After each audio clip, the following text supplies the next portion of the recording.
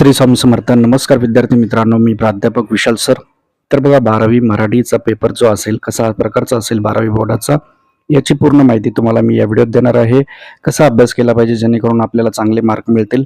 तर बघता बघता एक सेकंड लागतो, लाईक करा आणि चॅनलला नवीन असाल तर नक्कीच चॅनलला सबस्क्राईब करा.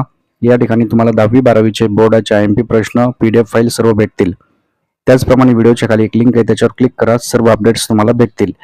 तर बघा, 12वीचा जो बोर्डाचा मराठीचा पेपर आहे त्याच्यामध्ये गद्य हे 20 मार्काला असणार आहे, पद्य कविता 16 मार्कांच्या, साहित्य प्रकार 10 मार्क, उपयोजित लेखन 14 मार्क, व्याकरण आणि लेखन 20, असे जवळपास 80 मार्क आहेत आणि तोंडी परीक्षेला 20 मार्क आहेत.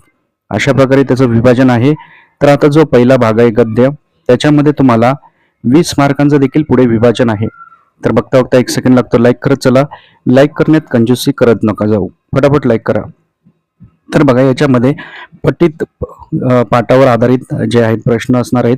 त्याच्यामध्ये 2 ऍक्टिव्हिटी असतील 2-2 मार्काला. त्यानंतर सोमत प्रश्न 4 मार्काला. म्हणजे हे सोमतचे जे प्रश्न आहेत या 4 मार्काला असतो. त्याच्यात तुम्हाला निबंधासारखं उत्तर लिहिणं गरजेचं आहे. त्यामुळे जास्तीत जास्त ओळी त्याच्यावर आणि आपल्या स्वतःच्या मनाने लिहायच्यात. त्याच्यामुळे त्याच्यात कॉपी वगैरे पॅराग्राफचा थोडा वापर करू शकतात.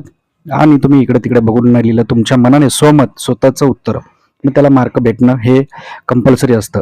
त्यानंतर परत पठित गद्य पाठावर आणखीन एक तुम्हाला पॅराग्राफ असेल, त्याच्यामध्ये देखील सेम अशाच प्रकारचं विभाजन आहे. आणि तुम्हाला याच्यात सोमतला जे मार्क भेटणार आहेत ते तुम्ही जर त्या प्रश्नाच्या आधारित जरी उत्तर लिहिलं तरी मार्क भेटतात. मग हे 4 आणि हे 4 टोटल जवळपास 8 मार्क हे तुमच्या हातातलेच आहेत. त्यानंतर पुढे जे आहे अपाठित गद्य, म्हणजे तो अनसीन पॅसेज असेल, त्याच्यामध्ये तुम्हाला आकलन कृती असतील 2-2 मार्काला 4 मार्क. तर अशा प्रकारे तुम्ही पॅराग्राफ देखील सोडून 8 आणि 8 16, 16 आणि 4 20 मार्क तुमचे सहजपणे होऊ शकतात. जरी तुमचा अभ्यास कमी झाला असेल तरी तुम्ही या आधारे थोडंसं 1-2 सराव प्रश्नपत्रिका जरी सोडवल्या तरी तुम्हाला अंदाज येऊ शकतो. तर मराठीच्या ज्या सराव पत्रिका आहेत त्या व्हिडिओच्या खाली लिंक आहे, किंवा प्ले स्टोअरला तुम्ही नाना फाउंडेशन सर्च करा आणि आपलं ॲप डाउनलोड करा. त्या ठिकाणी तुम्हाला सर्व अपडेट्स भेटतील. त्यानंतर दुसरा जो भाग आहे तो पद्य 16 मार्काला. यामध्ये देखील तुम्हाला पठित आधारावर एक ऍक्टिव्हिटी पॅराग्राफ दिला असेल, कविता असेल, त्याच्यामध्ये 2 ऍक्टिव्हिटी असतील 2-2 मार्कांच्या, आणि अभिव्यक्ती कृती 4 मार्काला.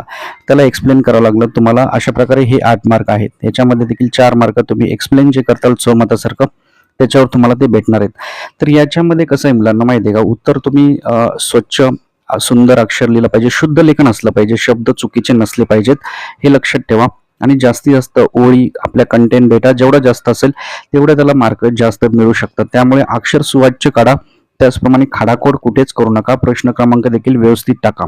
हे 8 मार्क झाले. त्यानंतर 8 मार्क जे उरलेले आहेत त्याच्यामध्ये दुसरा जो प्रश्न आहे त्याच्यामध्ये अकृतीसाठी दिलेली कविता सोडून 4 गुण, काव्यप्रतीचा जो अर्थ आहे तुम्हाला तो एक्सप्लेन करायचा आहे. कुठल्याही 4 वेळी दिले असतील कवितेतील ते एक्सप्लेन करायच्यात. आणि याच्यामध्येच परत 4 मार्कांसाठी एक प्रश्न असतो, तो आणि आकृतीसाठी दिलेल्या कविता सोडून उर्वरित कोणत्याही 2 कवितावर कृती विचारणे, त्यापैकी एक सोडवणे अपेक्षित, किंवा काव्य सुंदर आधारित कृती, किंवा रसग्रहण असेल. आता कुठले कुठले रसग्रहण येतील तुम्हाला माहिती आहे की टोटल आपल्या 5 कविता आणि एक भारूड आहे. त्याच्यामध्ये कुठल्या IMP ज्या कविता आहेत त्या मी सांगितलेल्या आहेत, व्हिडिओच्या खाली लिंक आहे, त्याच्यावर क्लिक करा. त्याचप्रमाणे पुढचा जो आहे साहित्य प्रकार, त्याच्यामध्ये 10 मार्क तुम्हाला इझिली भेटू शकतात. याच्यामध्ये 10 मार्कासाठी पहिला जो प्रश्न आहे तो 4 गुणांचा असेल, आणि याच्यामध्ये दुसरा सब क्वेश्चन हा 6 गुणांचा असेल.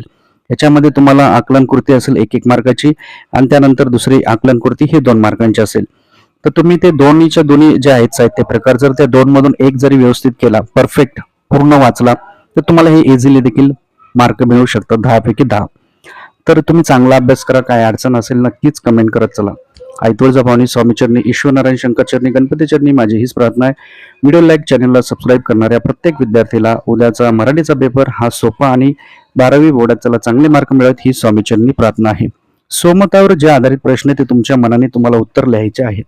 त्याच्यात तुम्हाला जे काय वाटतं सोमत, स्वतःचं मत, ते तुम्ही लिहिलं तरी ते उत्तर ॲप्रिशिएट आणि मार्केबल असतं. त्यामुळे तुम्ही ते पूर्ण लिहित चला. मला जो 16 वर्षाचा अनुभव आहे. त्यामुळे पुढे जो प्रश्न आहे प्रश्न क्रमांक 4 उपयोजित मराठी, याच्यामध्ये तुम्हाला जवळपास उपयोजित लेखनामध्ये 4 उपयोजित प्रकार आहेत. त्याच्यामध्ये तुम्हाला कुठले IMP आहेत ते तुम्हाला मी सांगणार आहे. याच्यामध्ये कसं मार्कांचं विभाजन आहे बघा.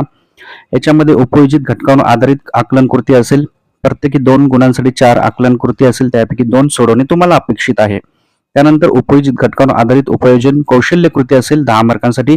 1 ते 4 घटकांवर आधारित प्रत्येकी 5 गुणांसाठी उपयोजन व कौशल्य आधारित 4 गुण कृती त्यापैकी 2 सोडवणे. म्हणजे याच्यात देखील 2-2 ऑप्शन दिलेले आहेत. हे देखील तुम्हाला इझिली चांगले मार्क मिळू शकतात. त्यामुळे याच्यात देखील तुम्ही उपयोजित लेखनामध्ये साहित्य प्रकार असतील, त्याचे IMP प्रश्न असतील, उपयोजित लेखनामध्ये कुठले उपयोजित लेखन तुम्हाला करायचे आहे, त्याची अहवाल असेल, त्याचं पूर्ण माहिती तुम्हाला मी देणारच आहे. व्हिडिओच्या खाली लिंक आहे, त्याच्यात IMP मी पोस्ट केलेले आहेत PDF. तरी आमच्या व्हॉट्सअप ग्रुपला देखील जॉईन करू शकता. शेवटचा जो भाग आहे अत्यंत महत्त्वाचा आहे. व्याकरण विभाग हा 20 मार्काला आहे. याच्यामध्ये वाक्य रूपांतर करणे 2 गुण, समास असेल 2 गुणांचा, प्रयोग असेल 2 गुणांचा, अलंकार असतील 2 गुणांचे, वाक्यप्रचार असतील 2 गुणांचे आणि शेवटचा जो आहे 10 गुणांसाठी तुम्हाला हा प्रश्न निबंध लेखन. याच्यामध्ये वर्णात्मक असेल, आत्मवृत्तक असेल, त्यानंतर व्यक्तिचरित्रवाचक निबंध असेल, कल्पनाप्रदन किंवा वैचारिक निबंध. एका विषयावर तुम्हाला लिहायचे आहेत 5 पैकी. म्हणजे तुम्हाला पर्याय भरपूर आहेत आणि हे 10 गुण तुम्हाला कधी भेटतील, ज्यावेळेस तुम्ही मोजून 4 ते 5 पानं लिहिले पाहिजेत आणि चांगलं मुद्देसूद आणि याच्यामध्ये चांगले घोषवाक्य असतील, म्हणी असतील, याचा देखील तुम्ही वापर केला आणि त्यांना अंडरलाईन केले तर तुम्ही चांगल्या प्रकारे मार्क मिळू शकतात. कारण मी देखील मराठी विषयाचा टॉपर होतो. कारण अक्षर जरी आपलं एवढं चांगलं नसलं तरी आपण जर त्याच्यात घोषवाक्य, कविता, आपल्याला जे काही डेटा आपल्याकडे असतो तो जर वापरला तर चांगले मार्क मिळू शकतात. आणि याच्यात मी सर्व बोर्डाच्या पेपराच्या विद्यार्थ्यांना हेच सांगेल, कुठल्याही पेपरामध्ये खाडाखोड करू नका. खाडाखोड केली तर तुम्हाला ते बॅड इम्प्रेशन पडतं आणि समजा एखाद्या वेळेस काही उत्तर आपल्याला येत नसेल तर त्याला जागा सोडा आणि नवीन प्रश्न नवीन पानावरच लिहिणं गरजेचं आहे. या सर्व बेसिक गोष्टी तुम्हाला मी सांगतोय. त्याचप्रमाणे व्हिडिओच्या खाली एक लिंक आहे, त्याच्यावर क्लिक करा. या ठिकाणी तुम्हाला हिंदी असेल, मराठी असेल, याचे सर्व IMP प्रश्न भेटणार आहेत.